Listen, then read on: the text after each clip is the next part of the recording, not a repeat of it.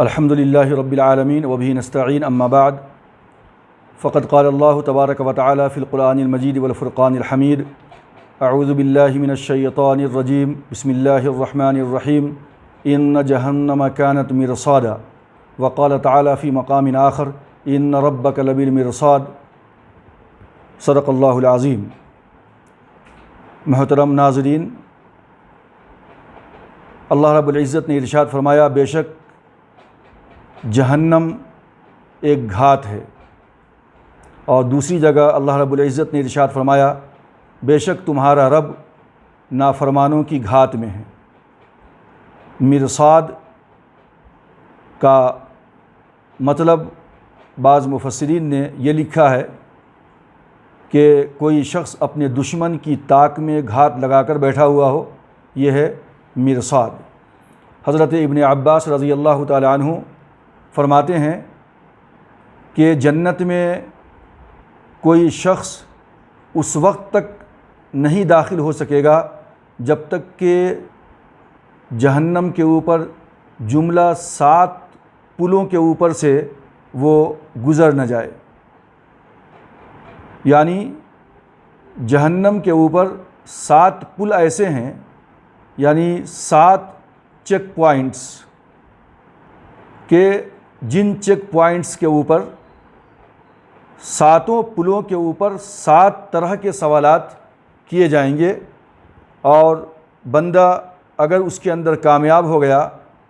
تو پھر وہ جنت میں داخل ہو سکے گا۔ اللہ رب العزت نے ایک دوسرے مقام پہ سورہ مریم کے اندر ارشاد فرمایا، وَإِن مِّنكُمْ إِلَّا وَارِدُهَا كَانَ عَلَى رَبِّكَ حَتْمًا مَّقْضِيًّا۔ وَإِن مِّنكُمْ إِلَّا وَارِدُهَا، تم میں سے کوئی شخص ایسا نہیں ہے کہ جس کا گزر جہنم کے اوپر سے نہ ہو۔ كَانَ عَلَى رَبِّكَ حَتْمًا مَّقْضِيًّا، یہ ایک طے شدہ بات ہے تمہارے رب کی جانب سے کہ وہ اس کو کر کے رہے گا، یہ ایک طے شدہ امر ہے۔ اب سوال یہ ہے کہ یہ 7 جو چیک پوائنٹس ہیں جہنم کے اوپر، ان 7 چیک پوائنٹس کے اوپر کیا کیا سوالات ہوں گے؟ تو جیسا کہ حضرت ابن عباس رضی اللہ تعالیٰ عنہ کی ایک روایت میں آتا ہے کہ پہلے پل کے اوپر، فرسٹ چیک پوائنٹس کے اوپر جو سوال ہوگا وہ سوال لا الہ الا اللہ، جو کلمہ ہے، کلمہ طیبہ لا الہ الا اللہ محمد الرسول اللہ، یعنی کلمے کے متعلق سوال ہوگا کہ جب ایک بندے نے لا الہ الا اللہ کی گواہی دے دیا تو اب لا الہ الا اللہ کے جو مطالبات ہیں، جو لا الہ الا اللہ کے اقرار کے بعد بندے کے اوپر ایک مرد مومن کے اوپر جو ذمہ داریاں عائد ہوتی ہیں، کیا ایک کلمہ گو نے اپنی اس کلمے کی ذمہ داری کو ادا کیا یا نہیں کیا؟ اس لیے علامہ اقبال نے کہا کہ یہ شہادت گہے الفت میں قدم رکھنا ہے، یہ شہادت گہے الفت میں قدم رکھنا ہے، لوگ آسان سمجھتے ہیں مسلمان ہونا۔ تو مسلمان ہونے کے بعد اس کے اوپر استقامت آنا، استحکام آنا، اور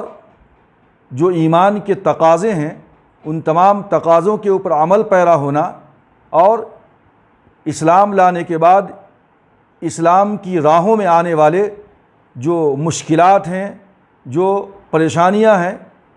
ان تمام پریشانیوں سے گزرتے ہوئے بندہ اپنے ایمان پہ قائم و دائم رہے، یہ اصل مسئلہ ہے۔ ورنہ صرف شہادت دینا اشہد ان لا الہ الا اللہ و اشہد ان محمد عبدہ و رسولہ،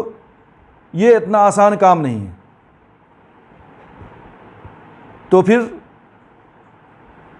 اقبال نے اسی لیے کہا کہ چومی گویم مسلمانم بلرزم، چومی گویم مسلمانم بلرزم کہ دانم مشکلات لا الہ را، کہ جب میں اپنے آپ کو مسلمان کہتا ہوں تو کانپ جاتا ہوں، لرز جاتا ہوں۔ کیوں؟ کہ دانم مشکلات لا الہ را، کیونکہ لا الہ الا اللہ کی راستے کے اندر جو مشکلات ہیں، جو مصائب ہیں، جو پریشانیاں ہیں میں ان تمام سے اچھی طرح واقف ہوں۔ سو لا الہ الا اللہ پڑھ لینا تو آسان ہے، لیکن لا الہ الا اللہ کے راستے میں جو مشکلات ہیں اس کو برداشت کر کے اسلام پہ ایمان پہ قائم و دائم رہنا، یہ اصل مسئلہ ہے اور یہ بہت بڑا کام ہے۔ تو جنت کے راستے میں جہنم کے اوپر سے گزرنا ہے، اور 7 چیک پوائنٹس ہیں، جس میں سے پہلا چیک پوائنٹس لا الہ الا اللہ محمد الرسول اللہ کے بارے میں سوال کیا جائے گا۔ اگر بندہ اس کے اندر کامیاب ہو گیا تو اب یہ آگے بڑھے گا، اور دوسرے چیک پوائنٹس کے اوپر پھر اس سے سوال ہوگا۔ اب وہ سوال کیا ہوگا؟ سو دوسرے چیک پوائنٹس کے اوپر بندے سے سوال ہوگا نماز کے بارے میں۔ اور آپ کو معلوم ہے کہ قرآن مجید کے اندر نماز وَيُقِيمُ الصَّلَاةَ وَيُؤْتُوا الزَّكَاةَ، یہ 2 احکام ایسے ہیں کہ تمام احکامات سے زیادہ تاکید اسی کی آئی ہے۔ اور آپ یہ بھی جانتے ہیں کہ اللہ تبارک و تعالیٰ نے قرآن مجید کے اندر اہل جنت اور اہل جہنم کا مکالمہ جو ذکر کیا ہے، وہاں پہ اہل جہنم اہل جنت سے، یعنی اہل جنت اہل جہنم سے سوال کریں گے کہ ما سلککم فی سقر۔ جنتی جہنمیوں سے پوچھیں گے ما سلککم فی سقر، اے جہنمیوں کس چیز کی وجہ سے تم جہنم کے حقدار ہو گئے؟ تو جہنم میں جانے کی سب سے پہلی بڑی وجہ جو ہوگی وہ یہ کہ قالوا لم نک من المصلین، اہل جہنم کہیں گے کہ ہم نمازی نہیں تھے۔ تو گویا کہ جہنم میں جانے کا سب سے بڑا سبب جو ہے وہ ترک نماز ہے۔ اور اب قرآن مجید نے کہا کہ قد افلح المؤمنون الذین هم فی صلاتهم خاشعون، کہ کامیاب ہو گئے وہ مومن جو اپنی نماز میں خشوع و خضوع اختیار کرتے ہیں۔ بہت سارے حضرات ہیں کہ نماز پڑھتے تو ضرور ہیں، لیکن بہت ساروں کو ایسا ہوتا ہے کہ یہ they are making only show off الذین هم یراؤون۔ قرآن مجید نے کہا نماز تو پڑھتے ہیں لیکن یہ اللہ کے لیے نہیں، دکھلاوے کے لیے، ریاکاری کے لیے، کہ لوگ مجھے نمازی کہیں، ایسی کیفیت بھی ہوتی ہے۔ اور بعض مرتبہ نماز پڑھنے میں ایسی کیفیت ہوتی ہے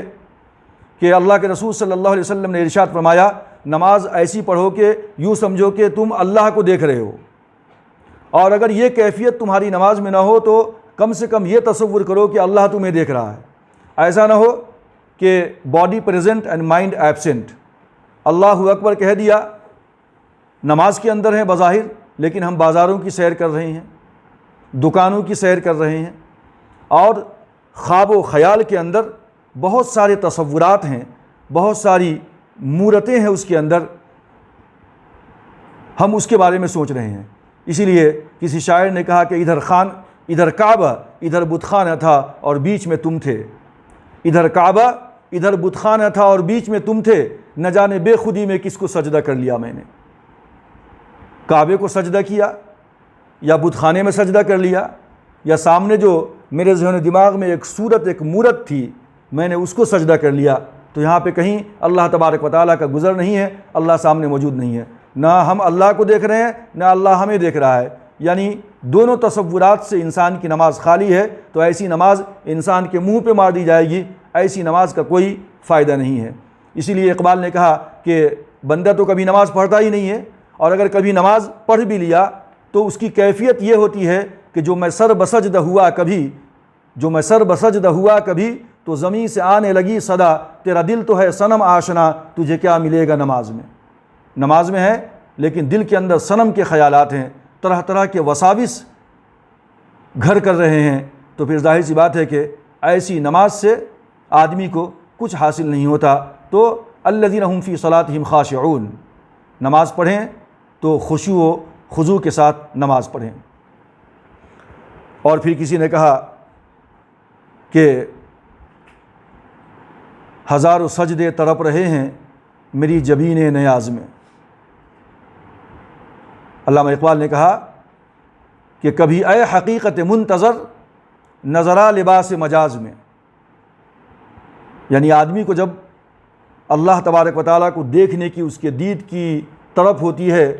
کہ آدمی نماز پڑھے تو اللہ کو دیکھ رہا ہو، ایسی جب کیفیت ہوتی ہے تو اقبال نے اس کو یوں کہا کہ کبھی اے حقیقت منتظر نظرا لباس مجاز میں، کبھی اللہ تو نظر آتا نہیں ہے، یا اللہ تو کبھی نظر آ جا،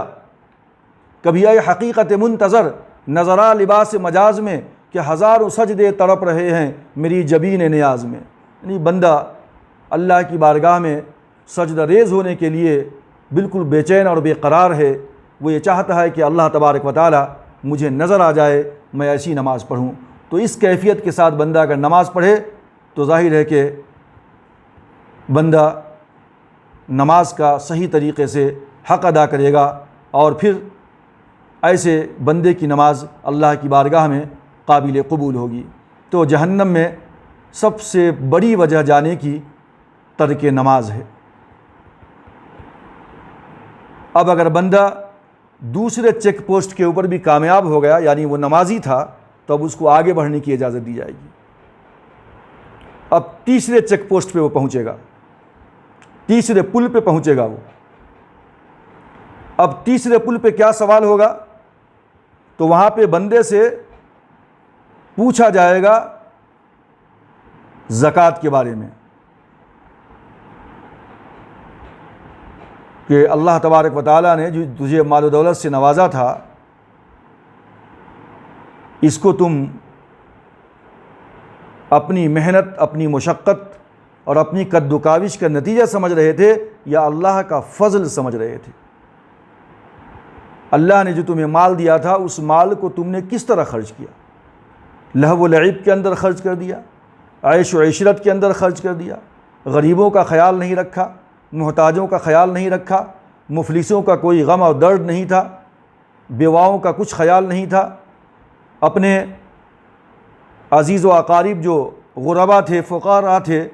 ان کا بھی کوئی خیال نہیں تھا۔ اگر اپنے اس مال کو اس نے ضائع کر دیا جو اللہ نے اصل میں دیا تھا بطور امانت کے کہ تمہیں اللہ کے حکم کے مطابق اس مال کو خرچ کرنا ہے،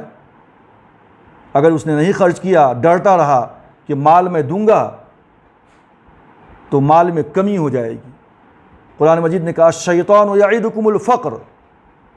واللہ یعیدکم مغفرۃ منہ وفضلا، کیا ہے انسانوں، تم اللہ کے راستے میں مال خرچ کرو گے تو شیطان تمہیں ڈراتا ہے کہ فقر تنگدستی تمہارے اندر آ جائے گی، لیکن اللہ وعدہ کرتا ہے اور فضل کا اور زیادتی کا کہ تم جتنا زیادہ خرچ کرو گے اللہ تبارک و تعالیٰ تمہیں مزید عطا فرمائے گا۔ اقبال نے کہا کہ تو بچا بچا کے نہ رکھ اسے، تیرا آئینہ ہے وہ آئینہ، تو بچا بچا کے نہ رکھ اسے، تیرا آئینہ ہے وہ آئینہ، کہ شکست ہو تو عزیز تر ہے نگاہ آئینہ ساز میں۔ جتنا زیادہ شکست ہو، جتنا زیادہ مال خرچ ہو اللہ کے راستے کے اندر، یہ عزیز تر ہے اس نگاہ آئینہ ساز میں کہ جس نے یہ مال و دولت سے تمہیں نوازا ہے، اس کی نگاہ کے اندر سب سے زیادہ مال خرچ کرنا یہ عزیز تر ہے، یہ سب سے زیادہ محبوب ہے، یہ سب سے زیادہ پیاری بات ہے کہ تم اللہ کے راستے میں اللہ کے دیے ہوئے مال کو، جو حق ہے غربا کا، فقراء کا، یتیموں کا، سائل کا، محروم کا، ان کو تم اللہ کے حکم کے مطابق اپنے مال کے اندر سے تم جو ہے خرچ کرو۔ تو یہ تیسرا چیک پوسٹ یا چیک پوائنٹ جہاں پہ بندے سے زکوٰۃ کے بارے میں سوال ہوگا، مال کے بارے میں سوال ہوگا کہ اپنے مال کے اندر سے اللہ کا حق ادا کیا نہیں۔ جب یہاں سے بھی بندہ کامیاب ہو جائے گا تو وہ چوتھے چیک پوائنٹس پہ پہنچے گا۔ چوتھے چیک پوائنٹس کے اوپر روزے سے سوال ہوگا، یعنی روزے کے متعلق، یا ایھا الذین آمنوا کتب علیکم الصیام، اے ایمان والو تم پہ روزہ فرض قرار دیا گیا تھا، تم نے روزے کا حق ادا کیا کہ نہیں کیا؟ اللہ کے اس فریضے کو ادا کیا یا نہیں کیا؟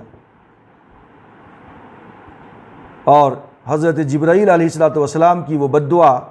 اور جس بد دعا کے اوپر نبی آخر الزماں، مدینہ کے تاجدار، فخر موجودات سرور کونین احمد مجتبیٰ محمد مصطفیٰ جناب محمد رسول اللہ صلی اللہ علیہ وسلم کا آمین کہنا کہ ہلاک ہو جائے وہ شخص، برباد ہو جائے وہ شخص کہ جس نے رمضان المقدس کے مہینے کو پایا اور وہ اپنی مغفرت کرا کے جنت نہ حاصل کر سکا، وہ شخص ہلاک ہو جائے، برباد ہو جائے، تباہ ہو جائے۔ اور رسول اکرم صلی اللہ علیہ وسلم کا اس دعا پہ آمین کہنا، ظاہر ہے کہ جس دعا پہ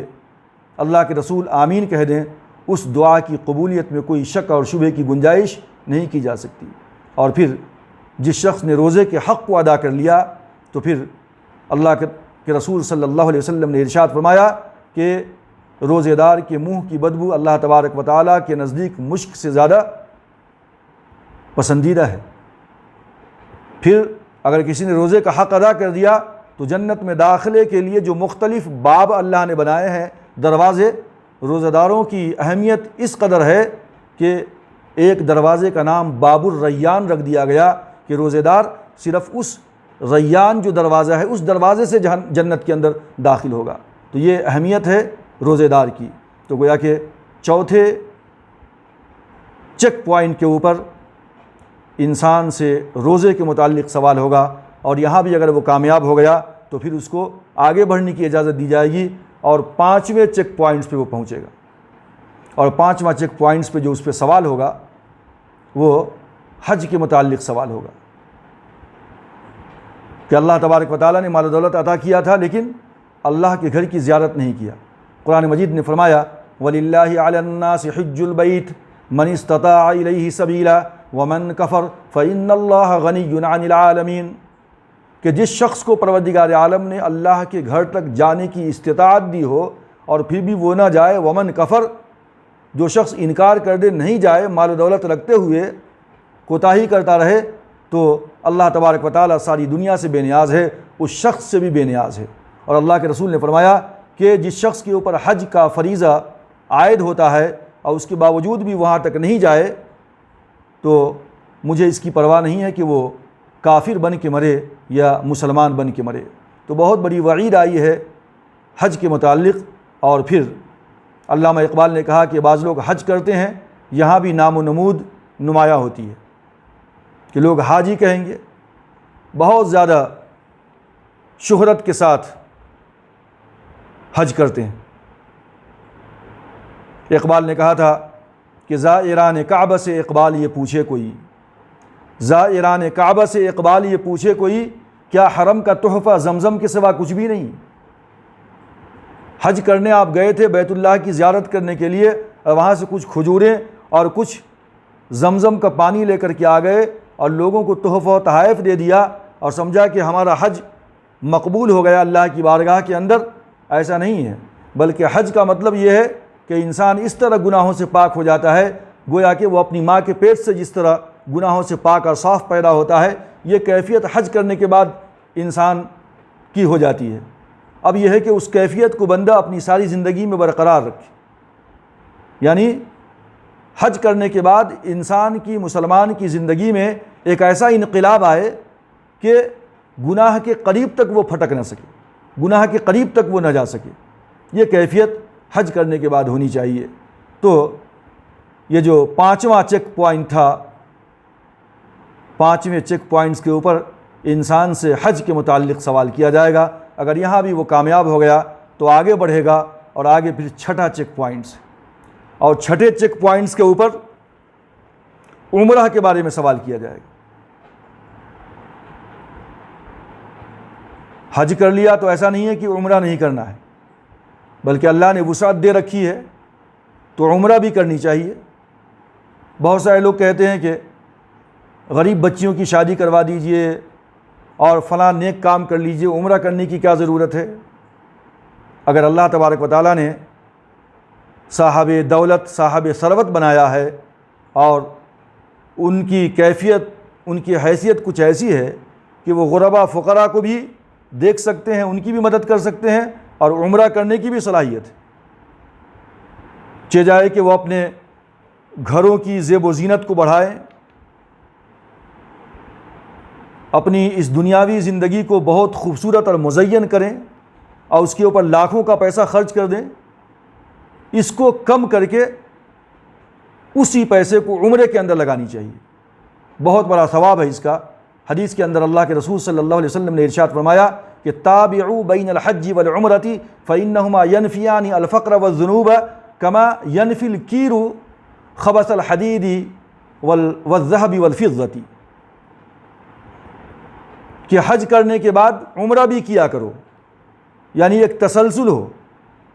کچھ وقفے سے حج کے بعد عمرہ بھی کرو، اللہ نے وسعت دے رکھی ہے تو فائدہ کیا ہے؟ فَإِنَّهُمَا يَنْفِيَانِ الْفَقْرَ وَالذُّنُوبَ، کیونکہ یہ دونوں یعنی حج اور عمرے کیا کرتے ہیں؟ یہ بالکل گناہوں کو اور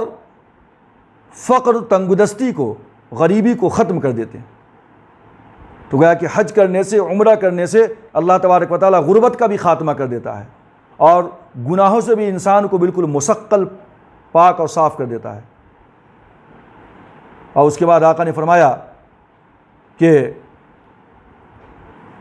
یہ اس طرح صاف اور ستھرا کر دیتا ہے حج اور عمرہ کہ جس طریقے سے لوہے کو آگ میں تپا کر بالکل صاف ستھرا کیا جاتا ہے اور اس سے مختلف چیزیں بنائی جاتی ہیں، اس کا زنگ پورا ختم کر دیا جاتا ہے، میل کچیل۔ اسی طرح چاندی کو اور سونے کو آگ میں جلا کر، آگ میں تپا کر، دھنکی دے کر کے اس کو صیقل کیا جاتا ہے،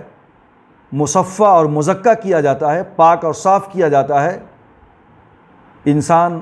حج اور عمرے کرنے کی وجہ سے اللہ تبارک و تعالیٰ اسی طرح اس کو گناہوں سے پاک اور صاف کر دیا کرتا ہے۔ تو یہ چھٹا چیک پوائنٹس تھا جہاں پہ عمرے کے متعلق بندے سے سوال کیا جائے گا۔ اگر یہاں بھی وہ کامیاب ہو گیا تو وہ 7ویں چیک پوائنٹس پہ پہنچے گا اور وہاں پہ جانے کے بعد اس سے مظالم کے بارے میں سوال ہوگا، یعنی اللہ نے طاقت و قوت دے رکھی تھی